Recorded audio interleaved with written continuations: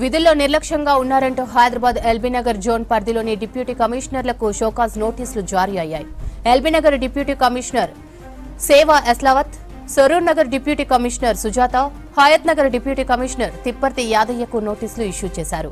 Duty టైంలో సొంత పనులకు వెళ్తున్నారన్న ఫిర్యాదులతో వీరిపై చర్యలు తీసుకున్నారు ఎల్బీనగర్ జోనల్ కమిషనర్ హేమంత్ పాటిల్.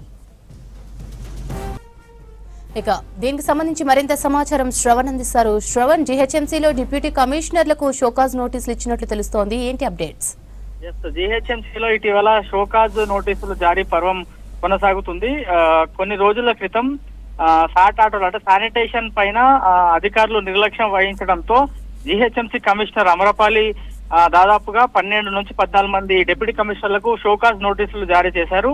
ఇవాళ ఎల్బీనగర్ జోన్ పరిధిలోని ఎల్బీనగర్ డిప్యూటీ కమిషనర్ తో పాటు Saroor Nagar deputy commissioner, Hayath Nagar deputy commissioner, ముగ్గురు డిప్యూటీ కమిషనర్లకు షోకాజ్ నోటీసులు ఎల్బీనగర్ జోనల్ కమిషనర్ హేమంత్ పాటిల్ జారీ చేశారు. ప్రధానంగా వీళ్ళు ఉదయం పూట డ్యూటీకి వెళ్ళాలి, అంటే ఫీల్డ్ కి వెళ్ళాలి. ఫీల్డ్ లో శానిటేషన్ తో పాటు ఇతర పనులు చూసుకోవాల్సి ఉంటుంది. దాని తర్వాత 10-11 గంటలకు, మహా అయితే 12 గంటల వరకు మళ్ళా వాళ్ళు తిరిగి కార్యాలయంకి చేరుకొని పెండింగ్ ఫైల్స్, దాంతో పాటు టెండర్లు ఏమన్నా ఫైనల్ అయినాయా లేదా ఇతర పనులు కూడా చూసుకోవాల్సి ఉంటుంది కార్యాలయానికి చేరుకొని. కానీ ప్రతిరోజు కూడా వీళ్ళు ఫీల్డ్ మీద సరిగ్గా రావట్లేదు. దాంతో పాటు ఆఫీసుల్లో కూడా టైంకి ఉండకపోవడంతో కొన్ని ఫైల్స్ కూడా పెండింగ్ పడిపోయాయి. దీని కారణంగానే ఫిర్యాదులు వచ్చాయి. దీంతో ఎల్బీనగర్ జోనల్ కమిషనర్ వారి ముగ్గురికి కూడా హయత్ నగర్ డిప్యూటీ కమిషనర్ గా ఉన్నటువంటి తిప్పర్తి యాదయ్య, సరూర్ నగర్ డిప్యూటీ కమిషనర్ గా ఉన్న సుజాత, ఎల్బీనగర్ డిప్యూటీ కమిషనర్ గా ఉన్న సేవా ఎస్లావత్ కు షోకాజ్ నోటీసులు జారీ చేశారు.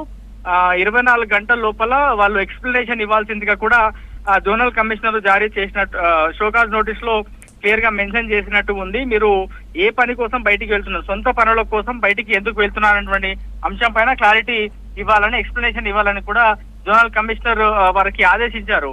ఇటీవల జోనల్ తో పాటు హెడ్ ఆఫీసులలో ఉద్యోగస్తులు ఎవరు కూడా టైం కి రావట్లేదు అని మేయర్ తో పాటు కమిషనర్ కూడా ఓ ప్రత్యేకమైనటువంటి సర్కులర్ జారీ చేశారు. ఆఫీసర్లు ఎవరున్నా సరే ఖచ్చితంగా ఆఫీస్ టైమ్స్ లో డ్యూటీకి రావాల్సిందే, జనాలకు ఉన్నటువంటి ఇబ్బందులను దూరం చేయాల్సిందే, వారికి ఇచ్చినటువంటి విధులను సక్రమంగా నిర్వర్తించాల్సిందే అని ప్రత్యేకమైనటువంటి సర్కులర్ జారీ చేశారు. అయినప్పటికీ కూడా కొంతమంది అధికారులు చూసి చూడనట్టు వ్యవహరిస్తున్నారు అని మళ్ళా ఇవాళ ఎల్బీనగర్ జోన్ కి సంబంధించిన డిప్యూటీ కమిషనర్ల పనితీరు చూస్తే అర్థమవుతుంది. సో ఇప్పుడు ముగ్గురు డిప్యూటీ కమిషనర్లకు ఇచ్చారు. రాబోయే రోజుల్లో ఇంతే సీరియస్ గా పనితీరు ఉంటుంది. అంటే ఒకవేళ డ్యూటీకి టైంకి రాకపోయినా, లేకపోతే విధుల్లో నిర్లక్ష్యంగా వ్యవహరించినా వాళ్ళకి షోకాజ్ నోటీసులు జారీ చేయడం, దాని తర్వాత మెమోలు ఇష్యూ చేస్తామనేటువంటి అంశం పైన అయితే జోనల్ కమిషనర్లతో పాటు కమిషనర్ కూడా చాలా సీరియస్ గానే ఉన్నారని చెప్పుకోవచ్చు.